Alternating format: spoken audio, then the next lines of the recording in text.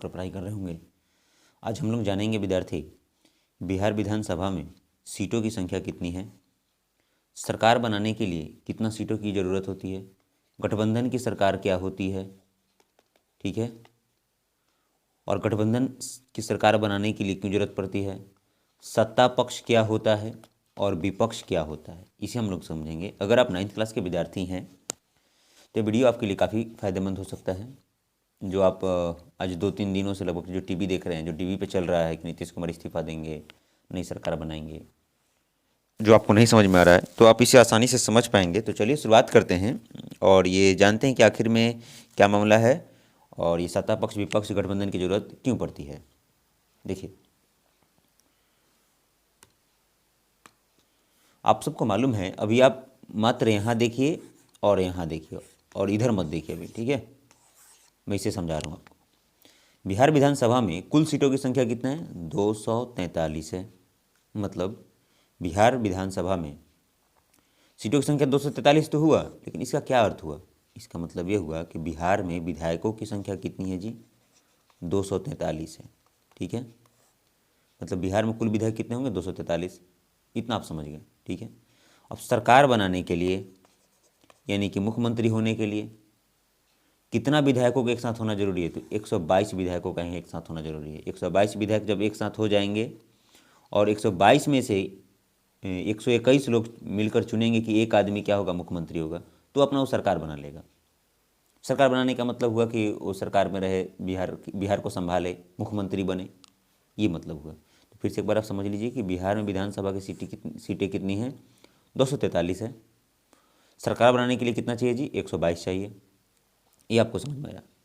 यहाँ पर एक और बात होता है कि 122 लोग तो सरकार बना लिए, तो फिर जो 121 लोग बचेंगे वो कहाँ जाएंगे, वो कहाँ जाएंगे?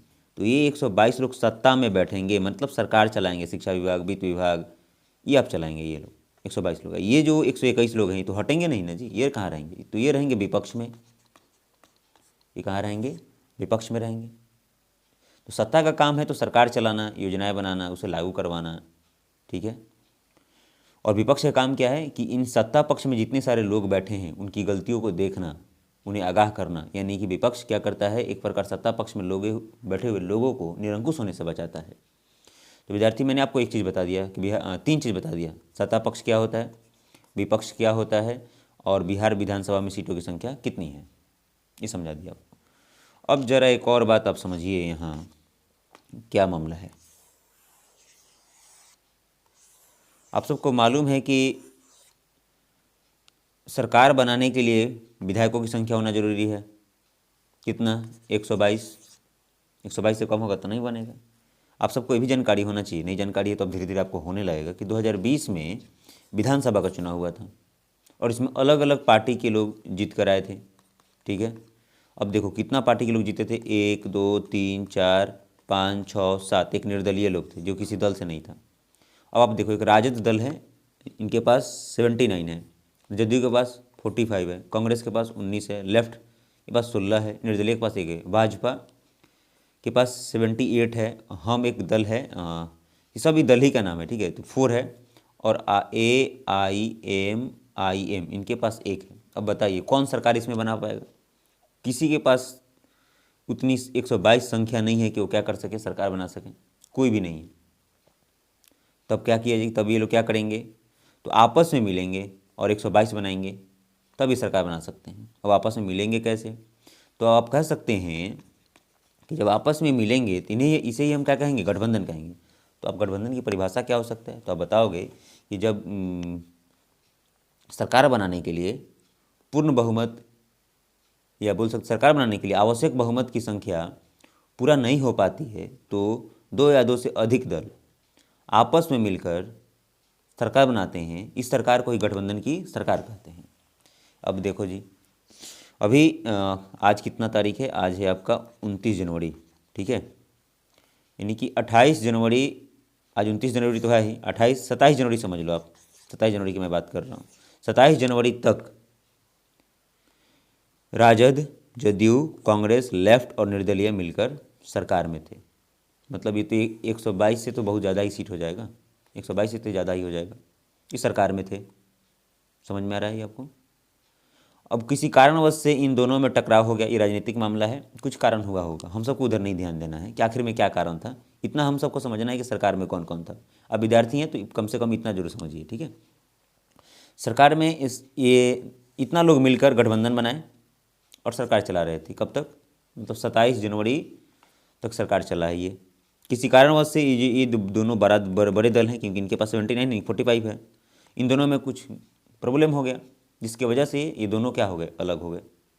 जब अलग हो गए तो मान लो कि ये लोग ये मिलकर अगर सरकार बनाएंगे तो तब तो 122 सीट नहीं हो पाएगा, तो समस्या खड़ी होगी। अब ये जो हैं ये जदयू जिनके नेता नीतीश कुमार हैं, वो आ गए इन लोगों के साथ। अब आने के लिए भाई क्या करना पड़ेगा, तो इनको पहले यहाँ से इस्तीफा देना पड़ेगा, तो ये इस्तीफा दिए कल, यानी कि 28 जनवरी को। अब ये कहाँ आ गए, इधर आ गए। अब इधर आप आ गए तो 145, 78, 4 और 1 आप ऐड करोगे तो 122 से एबव ही होगा।